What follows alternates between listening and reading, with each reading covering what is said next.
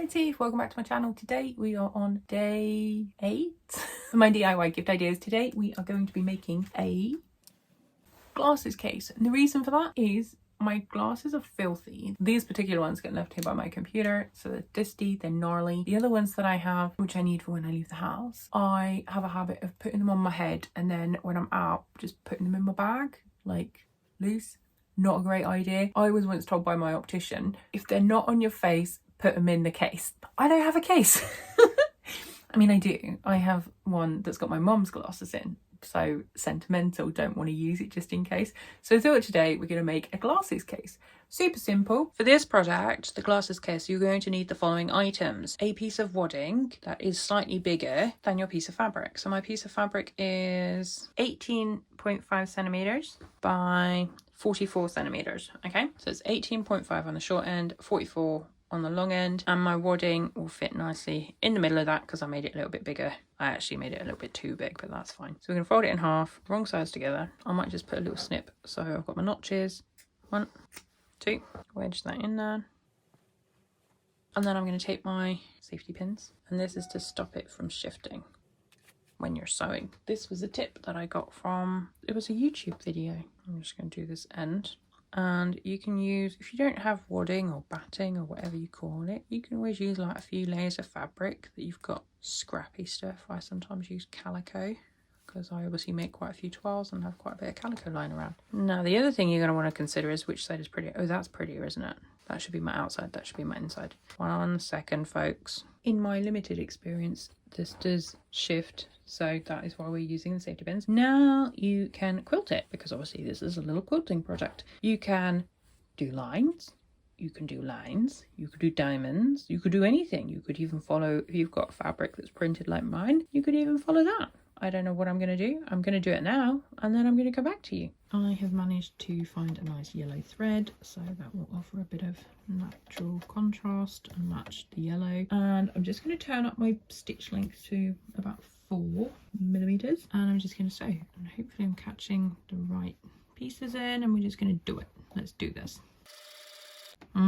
So this is the problem that I had with another project, is the feed dog feeds the fabric through faster underneath than it does on the top.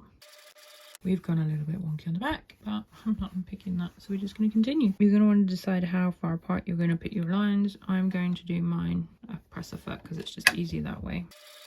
If you are someone that does this quilting malarkey on a regular basis, let me know what I'm doing wrong. I recently came to realise that if I worry too much about everything being perfect, I'll never get anything done, so I'm just going with it. Oh no, we've gone wonky. So I'm loving how it looks. The only problem we have is this is where the edge of the fabric sits, and you can see we've got slide issues.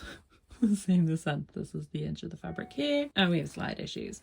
I'm just going to keep going because when my glasses are in position, like, they'll still fit. So I had allowed space, and I think glasses are pretty standard across the world. So I also went wonky. That might have been where it started to go downhill. But I like how it looks. I had put white in the bobbin. I definitely like the yellow on top because it looks nicer. So I'm going to continue and I'll come back to you. Ta-da! You can see I've got my wrap already put to good use. So this is the result. It's quite cute.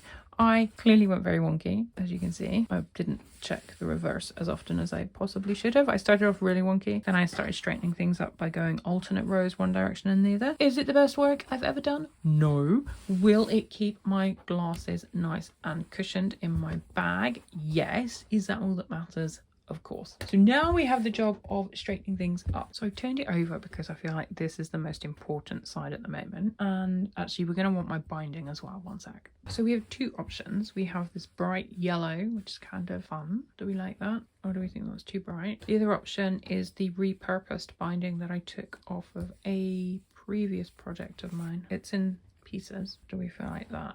I'm not sure. I think I'm feeling the pink more. We don't have enough to go all the way around in one go, but that's kind of cool, don't you think? So I can get away with trimming that there. Okay, so that's my narrowest point. So first up, we're going to trim. We want it to be square. Okay, that's good. Last step is to neaten up the top edge.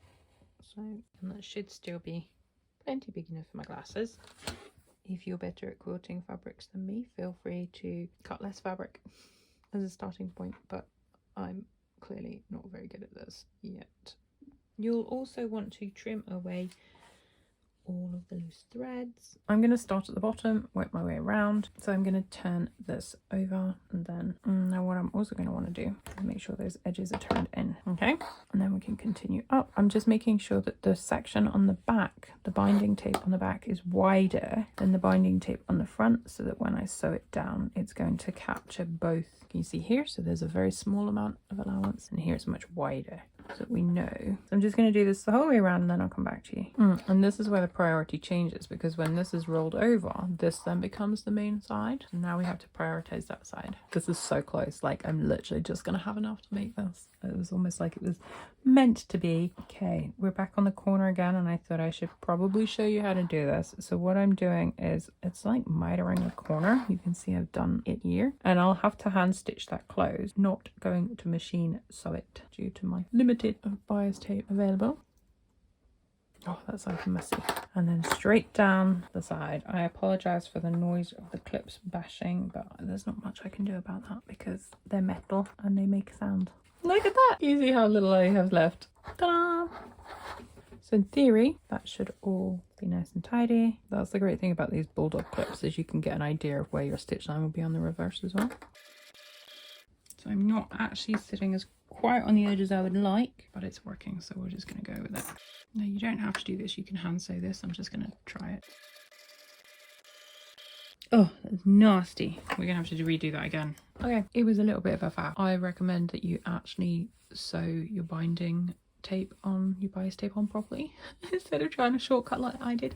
To be fair, I have sewn it, as you can see, I've sewn it like multiple times. We have already determined that my glasses need to go in back to front so that I can put the poppers in place. That's actually quite cute. Like, I'll easily be able to find that in my bag when I'm looking for my glasses when I'm out and about. So all I need to do is hand tack. Can you see there? I need to hand sew that closed, and I didn't have quite enough to go there, so I'll figure something out there.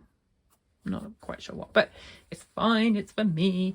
If you're doing this as a gift for someone else, you probably want to make it a little bit neater than I did. I actually really like it. Can I just say, how cute is that?